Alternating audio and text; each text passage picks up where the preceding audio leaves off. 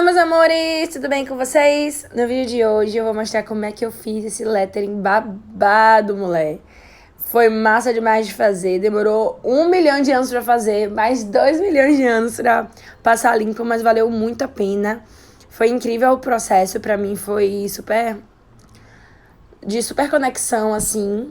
E ele é da série que eu tô fazendo de letterings, em homenagem aos orixás. E esse é da minha mãezinha linda, maravilhosa, Oiá, também conhecida como Yansan. Então, se você quiser saber como é que foi que eu fiz essa finalização, é só continuar assistindo. Então eu começo aí, gente, apagando todo o excesso com uma borracha mesmo, comum. A minha borracha é essa soft da Pentel, tá bom? Você pode usar a que você gostar mais, não tem nenhum problema. Só cuidado pra não usar uma que tenha uma corrosão muito grande, pra você não apagar a linha por completo. Agora eu tô limpando uma parte do outro lado da folha que tava suja, enfim, e eu fiquei com muito toque.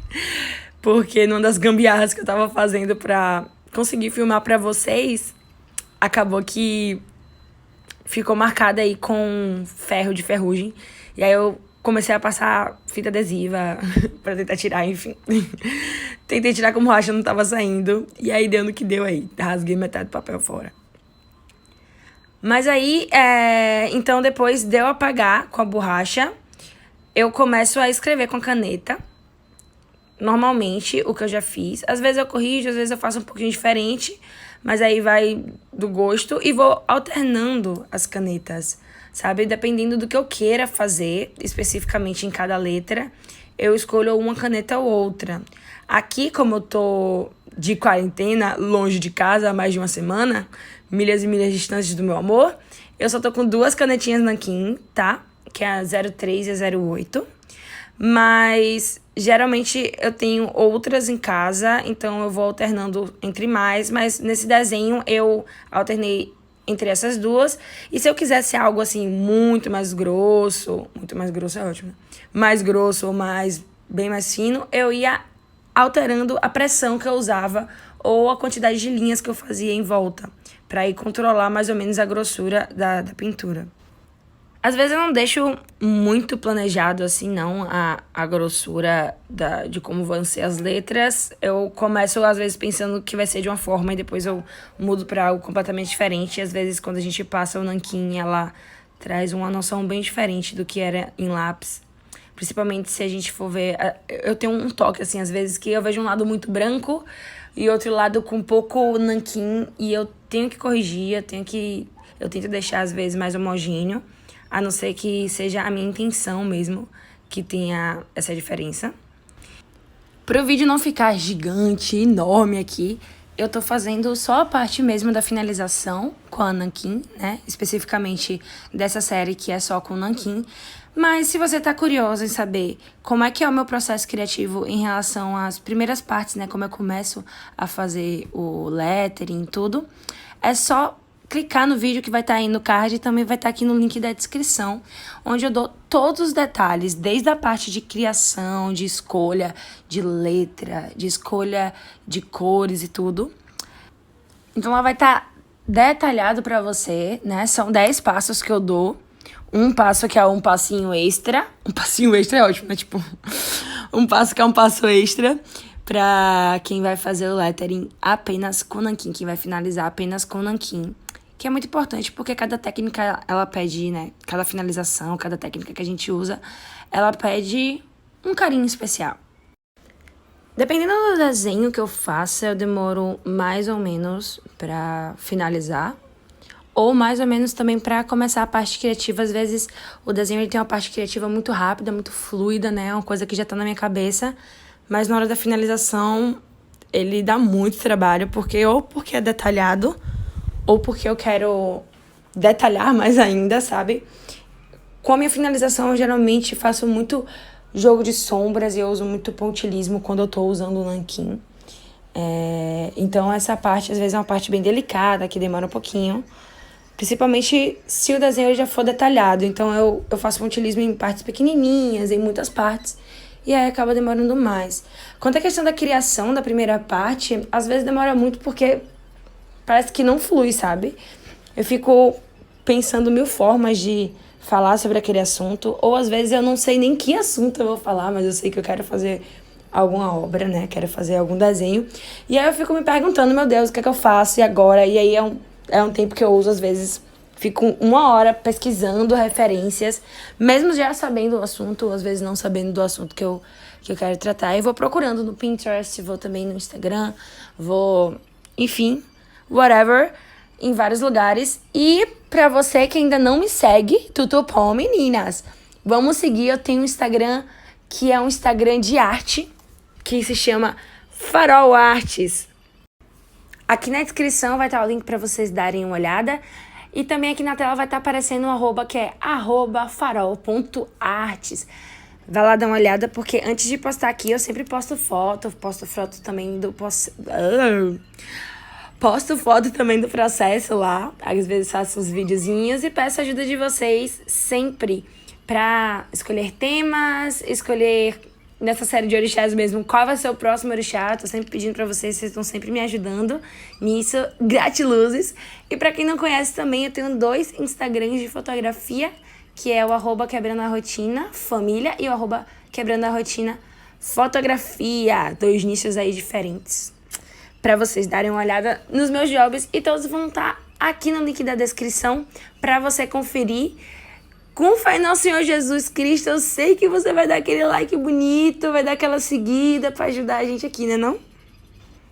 Então, vai lá, dá uma olhada. Gratidão desde já por você estar aqui, né? E por você que curtiu, que vai dar um like aí, tanto no vídeo, quanto também lá no Instagram e nas redes sociais. Dá essa força aí pra mim. Gratidão, meus amores, de verdade.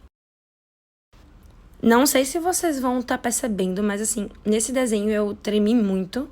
Não vai estar percebendo, assim, a mão tremida, mas não sei se também vai estar percebendo na finalização. Esse desenho eu tremi muito, eu não sei exatamente o porquê disso, mas algumas horas eu tive que fazer alguns consertos de alguns borrões meus. Talvez porque ainda tô me acostumando a desenhar pra câmera. Pra mim ainda é muito, muito difícil acostumar com isso.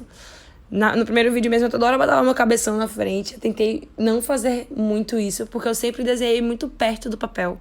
E eu não tenho problema de visão nem nada do tipo, mas é minha forma, assim, de trabalhar. Eu sempre, talvez porque eu quero ver todos os detalhes de próximo do papel, eu acredito que eu consigo ter um domínio maior, um controle maior do desenho. E aí eu chego muito, muito, muito perto. E aí, gravando o vídeo, eu não consigo, sabe? Porque se eu ficar perto, minha cabeça vai ficar na frente e vocês não vão enxergar nada do que eu tô desenhando. Geralmente eu também não tenho muito uma lógica, não, pra fazer o meu processo de finalização. Eu simplesmente começo a desenhar o que tá embaixo.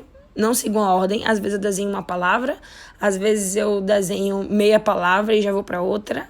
Às vezes eu começo uma palavra, faço quase o desenho todo, volto pra aquela mesma palavra pra botar alguma coisa ali que eu acho que tá faltando, engrossar se eu achar que precisa engrossar, trazer jogo de luz e sombras se eu achar que precisa, né, em algum lugar específico. Então é um processo assim de vai e vem. Não queira, tipo, terminar uma palavra e já achar que aquela palavra já está pronta. Não fique se prendendo a isso, não. Se solte mesmo. E se você achar que alguma coisa precisa consertar, ok, tudo bem, não tem problema. Vamos consertar essa coisa que precisa ser consertada. E vamos lembrar aqui que consertar não é porque não está, tipo, dentro de um padrão que as pessoas exigem, mas dentro do que você quer fazer, né? Então não existe isso de, tá certo, tá errado. Porque a caneta tá fina, você tá usando ela pra fazer traço grosso. Não importa, é o seu feeling. Se você quiser, se você se sentir melhor fazendo isso, faça. Se a letra tá de um jeito que você não gostou, não importa. Vá lá, melhore aquilo pra chegar na forma que você quer. Porque o melhorar é chegar onde você quer chegar. E às vezes, até onde a gente quer chegar, a gente nem sabe, né, direito. Então, no processo criativo, às vezes a gente chega num lugar que a gente nunca pensou, mas que, tipo, é incrível. Então, pra mim, é super maravilhoso esse processo. Uma coisa que eu sempre faço é acrescentar coisas no final. Tipo, é muito difícil, acho que nunca aconteceu, pra ser bem sincera, de um desenho que eu desenho a lápis, de eu ter finalizado ele com outros processos, como, por exemplo, um desenho a lápis que eu quero finalizar com nanquim, ou com guache, ou com qualquer coisa, dele ficar exatamente igual ao início. É muito difícil, realmente, porque eu sempre acrescento coisas, sabe? Eu acho que na finalização, dependendo de como a gente usa, do material que a gente usa, ele vai se revelando pra gente, principalmente dentro do lettering, ele vai se revelando pra gente, não é a gente que revela ele, sabe? É um processo muito louco. Nessa parte aí Ai, como posso dizer assim, dessas bolinhas que eu fiz, eu quis... No início, na verdade, eu comecei fazendo elas retas, porque... Não sei se você já viu as representações de Yansan, mas tanto ela como as outras orixás mulheres e também Oxalá tem essa espécie de adereço, né, que é chamada de chorão, que são essas miçangas que vêm da coroa, né, e cobre o rosto de cada um deles. E aí, pegando essa inspiração nessa característica tão importante da representação desses orixás, né, e no caso específico agora de Yansan, que eu fiz aqui essas bolinhas, né, que seriam as miçangas do chorão, mas especificamente eu fiz elas em movimento, porque Yansan é a rainha dos raios e dos ventos. Então, nada mais representativo do que ter essas miçangas em movimento. Vocês podem ver também essa referência do chorão no lettering que eu fiz de Oxum.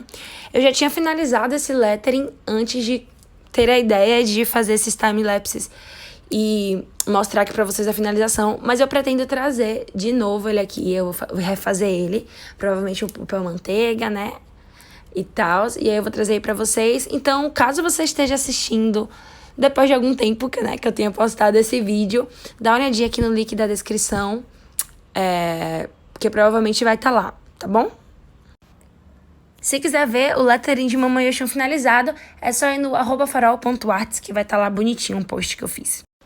Se você quiser dar uma olhada no lettering de Mamãe Oxum finalizado, é só ir no @farol.arts, que tá lá ele prontinho. E agora chegamos na reta final do nosso lettering de Yansan no Sua Mãe Oiá. Se vocês perceberem, eu fiz muitos detalhes. Eu caprichei nos arabescos, caprichei também, eu fiz detalhes com flor, fiz detalhes com algumas bolinhas, algumas plantinhas também. Fiz o pontilhismo, como eu falei, que eu sempre gostava de fazer. E o resultado foi esse. Espero que vocês tenham gostado, tanto quanto eu gostei de fazer esse desenho. Agradeço a todos vocês que assistiram a nossa Mãe Oiá. E não se esquece de inscrever-se aqui no canal, ativar aquele sininho de notificação e dar aquele like se você gostou, compartilhar com todos os seus amigos, porque a gente tem que compartilhar amor, né? Paz, luz, coisa boa. E espero que você se inspire também para fazer suas obras agora nessa quarentena. Não saia de casa, se puder, fique em casa, não se esqueça e um beijo enorme no coração de todos vocês. Tchau!